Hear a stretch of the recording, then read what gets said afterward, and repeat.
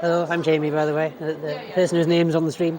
It's not about me today, though. It's about Teletext 50. I'm here live at the Centre for Computing History in Cambridge. You can have a little view of the studio there. That's what I've got set up, my mini desk, my PC. So over here are the TVs that Carl was just talking about now.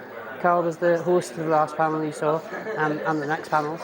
The sync's not perfect on the camera settings, but it's a lot better than I thought I'd achieve.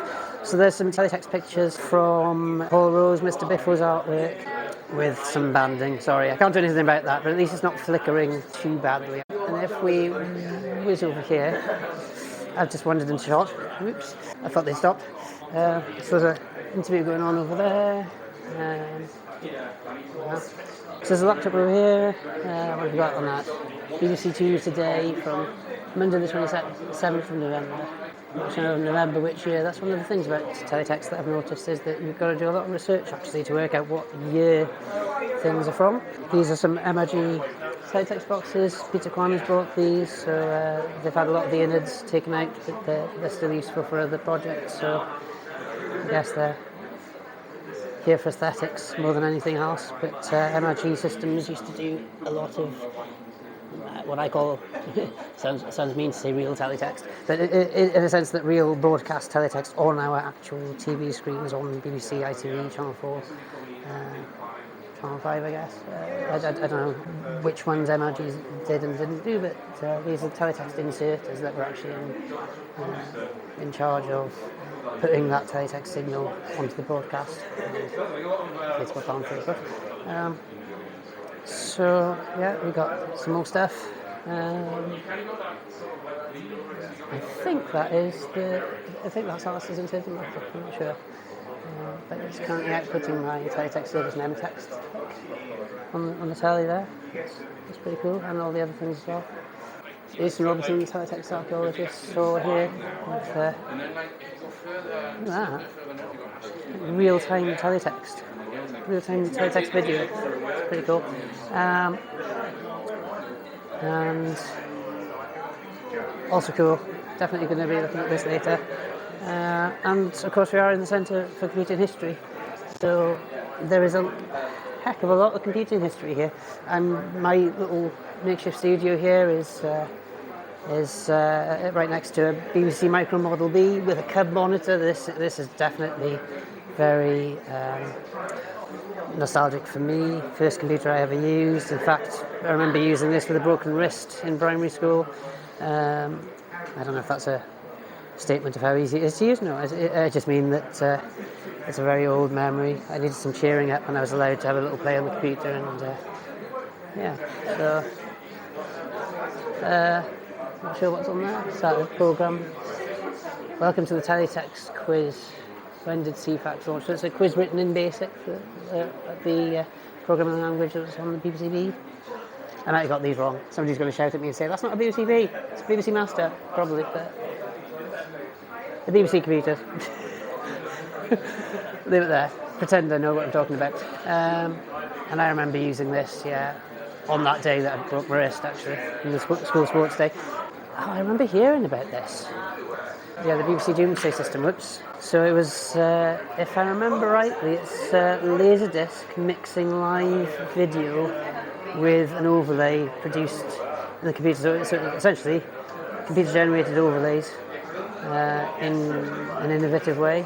So they're designed in Cambridge, so we've got that proudly displayed there. And that's the LaserDisc LV-ROM player, again, outside my specialist area, I just know LaserDisc, an analog video format, like a giant CD. But not really, because it wasn't digital, it was analog. Optical disc, but analog. And then a BBC, and then more nostalgia, some Archimedes. And the camera syncs again, there you go. Oh, just about to see it. Hopefully that gives you a flavour of the room that we're in. It's a kind of classroom. With computer set up and just do a bit of a pan just from a distance over there. So that's where we are. I'm back over here. Madam, do you want to say hello? Really sorry I got in the shot. I thought you finished. Fine, not at all. You're a part of it, man, so you carry on. I'll have it in a sec. So the people behind me are the ones who were doing the interview for the BBC, so they were just chatting to Nathan Dane.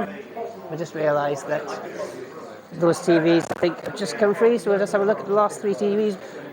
So yeah, we've got some Ceefax over here. So this is Peter Kwan's creation on show on a lovely TV. There's Chunky Text, which is the teletext service for this event, and actually attendees, and you can do this online.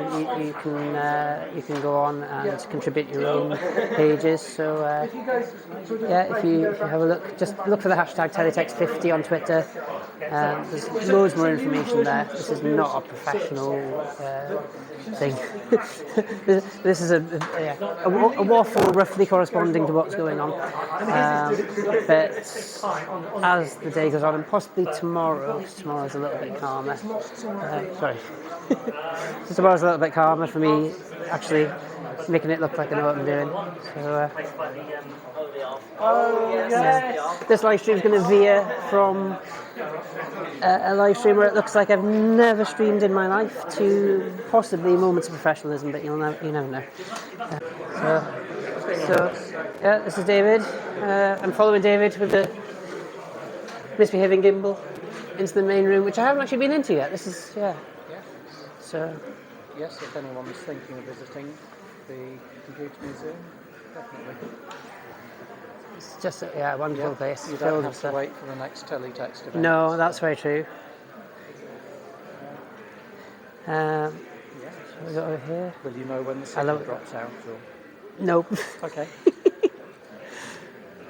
We'll see. I mean, it's probably about here, I'm guessing. So we've got an Apple Mac SE30, Hewlett-Packard graphics terminal. So tell me when, chat. Tell me when it dropped out. Some tape drives. Sorry, that's horrible glossing over of history. But what I'm trying to do is work out how far I can get. So if I can get far enough, I will do a full tour, a full live tour. Oh, I've always wanted one of these. There is an Amstrad Sega Mega Drive. Ooh, that looks fun. What's that then, Carl? That is the first ever Teletext computer. First ever Teletext computer. I'm repeating myself, but it's just because my mic's here. I'm not doing it again.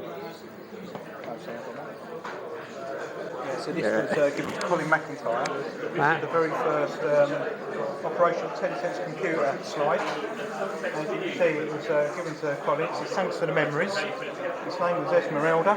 And it says This is Esmeralda. Yeah. I was watching the documentary, yeah. So this was the thing that they had to turn off and on a few times to get it going. If you look at the bottom, it says, the inscription says, "Tributes follow in a moment." That's all good. I was just going to show the guys at the B bit, because they might want to... Oh, absolutely, yeah. So there you go, all good. I've just been doing a little Twitch quiz with probably Dan. Dan's in the chat. See how far I managed to get in that room before the signal started dropping out. So, Brilliant. Yeah, it definitely works from here. We've got a live display of how the computers work, how mine probably doesn't work, but yeah. Very cool. Sorry, I've descended into the YouTube trope of, yeah, very cool, ooh, and that's cool, ooh, and that's cool, but it is. Can't help it.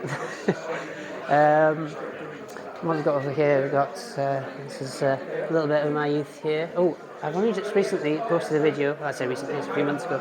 I recently posted a video about the Oric one that I got working, that I thought was a goner. I bought it years ago, well, it's got to be, 20 years ago, for about £4. And it's a 81 pence of that. The Oric one, yeah, I thought it was a goner. I only realised, literally 20 years later, that I was just using the wrong power adapter. I just thought it was an ornament.